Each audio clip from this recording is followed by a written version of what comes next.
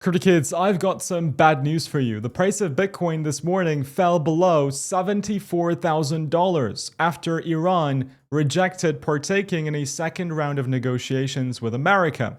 Additional to that, on Friday, we had a renewed sense of optimism. Remember, Bitcoin hit $77,000. Things appeared to be going in a huge de-escalatory pathway where this could be over soon. The prices of crude oil plummeted to $79, Bitcoin up to 77, because President Trump, in one of his bullish statements, he made many, but the most important one I found was that he said the Strait of Hormuz is completely open and ready for business and full passage, and that Iran would never close it again.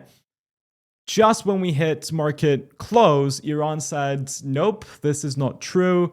Now that we're back on a Monday, I think the effect of this with more liquidity is hitting the Bitcoin price action. We're seeing for the first time in history, the same Strait of Hormuz that President Trump said is ready for full passage in business experienced zero oil tankers going through it for the first time in history. For the first time in history. 20% of the world's oil supply is on the line. We're back to $86 for crude oil. And in today's video, I want to show you where I think Bitcoin goes following the new recent update. We will go through the breaking news in the crypto hemisphere and just give you a bigger insight into what really went down. If you enjoy this content, please do me a favor and guys, destroy the like button. You've been doing a fantastic job over the past 3 videos. I'm so grateful for you. Thank you all. If we can smash 500 likes, it will be amazing. And if you're not subscribed, I think it's worth subscribing today, particularly because we're going to be dropping a video where think of Jimmy Fallon, think of Jimmy Kimmel, think of Jay Leno, Stephen Colbert. Tonight's show meets crypto is going to be live here on the Crypto Kid channel tonight. It's going to be awesome. Our first guest is a dear friend and somebody who's been very successful trading Bitcoin over the years. He's one of the OGs. We're going to interview him, and I think you're going to love the format. So if you subscribe and turn on the notification bell, you will make sure to not miss it. Okay, with that said, let's begin with, well, the overview on the market, and that's the S&P being down 1%, pre-market futures, NASDAQ down 1.1%, Dow down 1%, and crude oil is up between 8 to 8.5%. This happened because, well, the Strait of Hormuz is seeing no operations. That means 20% of the world's crude oil supply is still being restrained. Crude oil being restrained means higher gasoline, higher kerosene, higher petroleum derivatives like clothing and even the things you eat. It boosts inflation at levels you really can't fathom. And if you have higher inflation, then you can't expect quantitative easing. You can't expect lower interest rates, meaning you can't expect higher risk-on asset pricings. Bitcoin is at a pivotal stage. Bitcoin is facing resistance at the 30 simple moving average from Consensio. Bitcoin was able to close above the parabolic SAR, which is a positive step into trying to see a breakout, but it's not enough. We're getting resistance at the 30 simple moving average. We're also finding resistance at the bull and bear market support band. When everybody turned bullish at 77K, I mentioned that the bull and bear market support band really has to be broken above in order for me to start calling for 85K, which is where I believe Bitcoin would reach if the bull and bear market support band was broken. It coincides with the bear flag's resistance. It coincides with the W's neckline. It coincides with multi-cycle resistance from dating back all the way to 2021. So 77 is a very important place for Bitcoin to break above. And then, yeah, if you go above it, then sure, I think we can go to 85K, create a lower high, and see what happens from that point onwards. But for now, we're still below it, which gives me more concern than optimism. Okay, I still want to see Bitcoin break above that. As soon as we're over it, amazing. I'm going to be super bullish, super happy. For the short term, in the intermediate term, things don't still look good because we're in a bear market, right?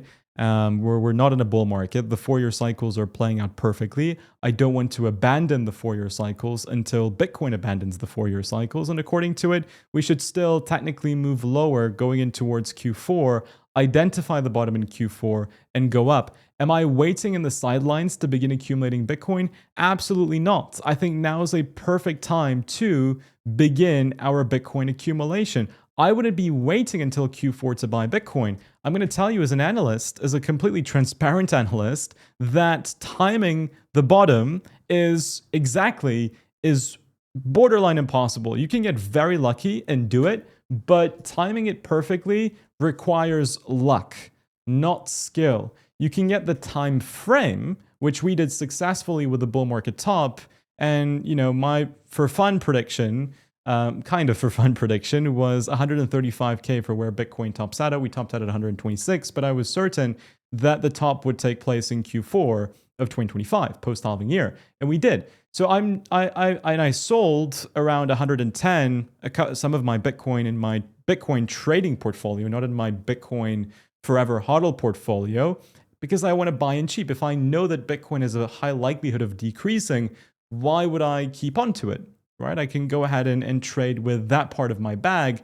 And now we're down 40% from all-time highs. I'm not deploying everything in one shot, but I still believe that deploying some of it makes complete sense. I mean, I buy Bitcoin almost every day.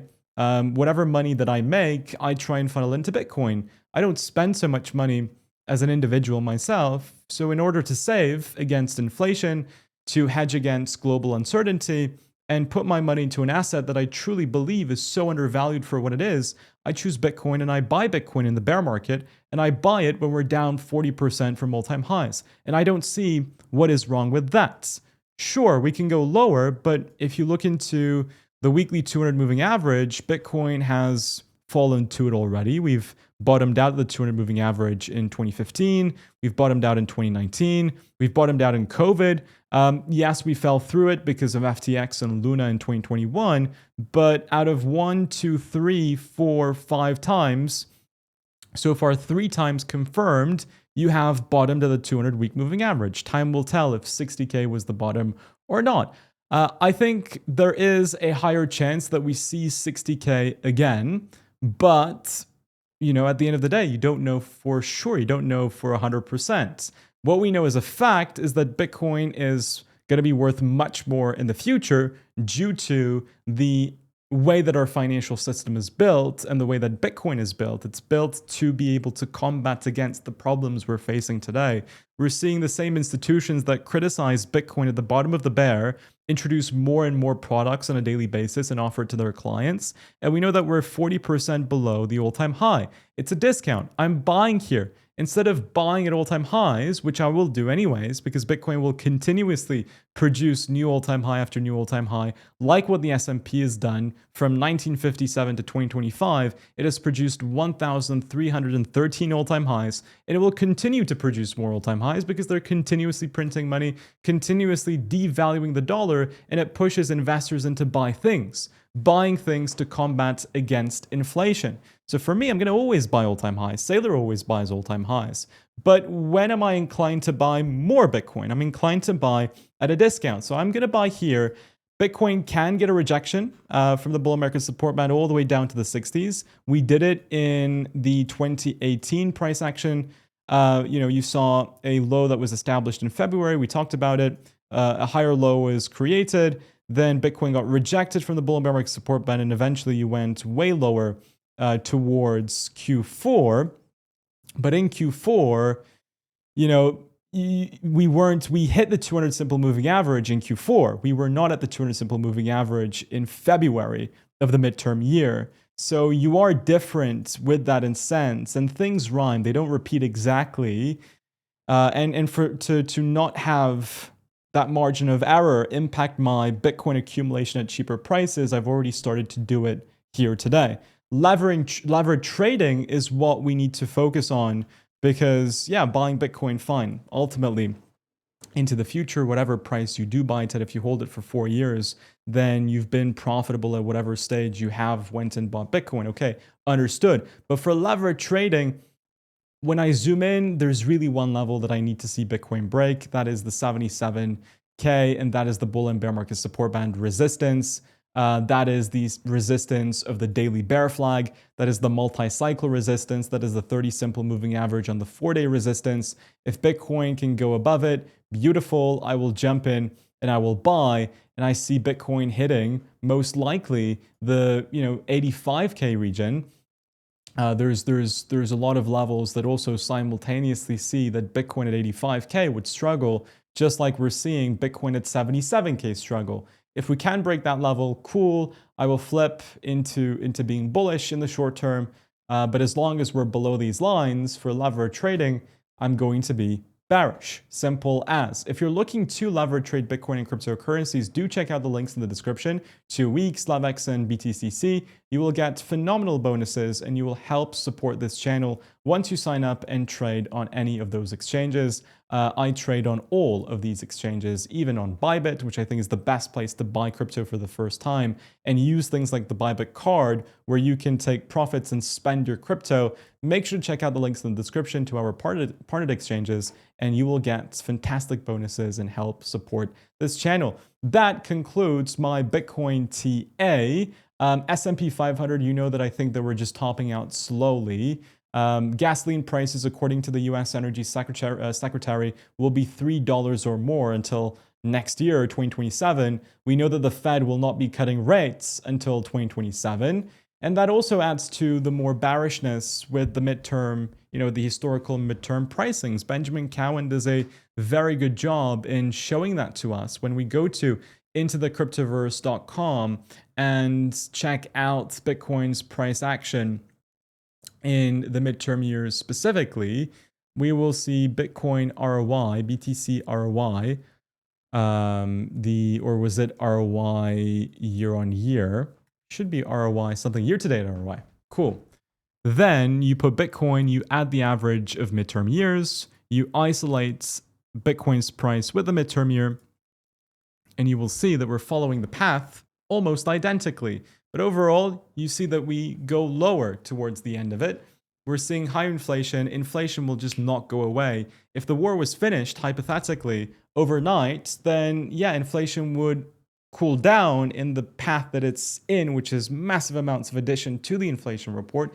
It would cool down, but we would still have its impacts ripple through the economy for at least a couple of months. I don't know when Kevin Warsh comes in, if he will politicize the Fed or not, but assuming that he doesn't, then we shouldn't see Fed cutting the rates until 2027, and that doesn't help Bitcoin.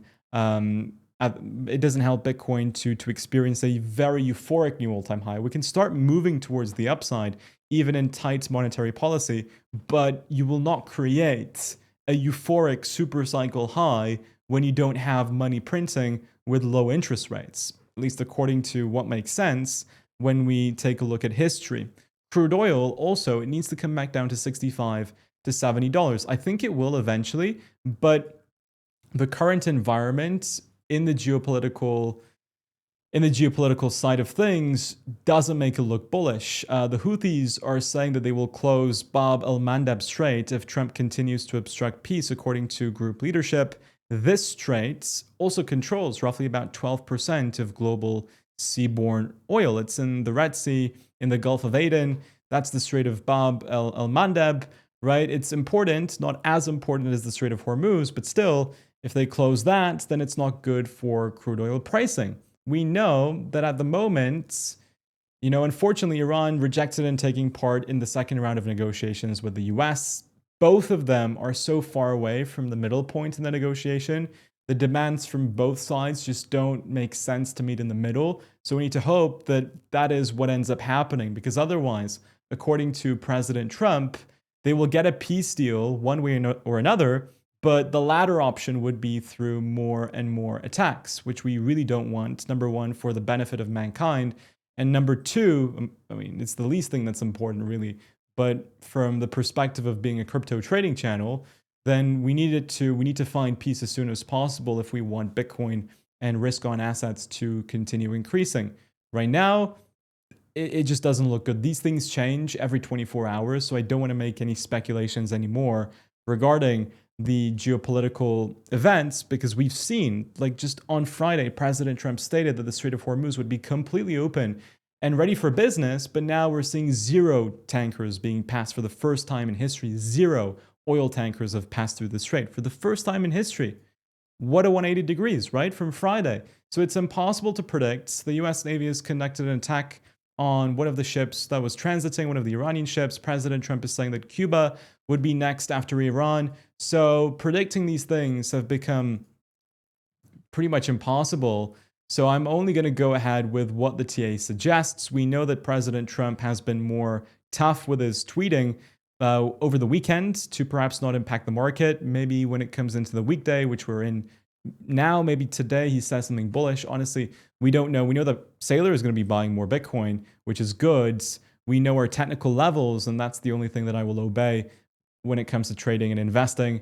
Let's see. We'll find out. We're here every day anyways, live streaming, making videos. So the moment things become bullish, then that's the moment we can pivot our stance, be pragmatic, and change our positionings. Guys and girls, thank you so much for watching. Take care, and make sure to watch the video that's going to be uploaded tonight. I promise you, you won't regret it. Thank you, and as always, bye-bye.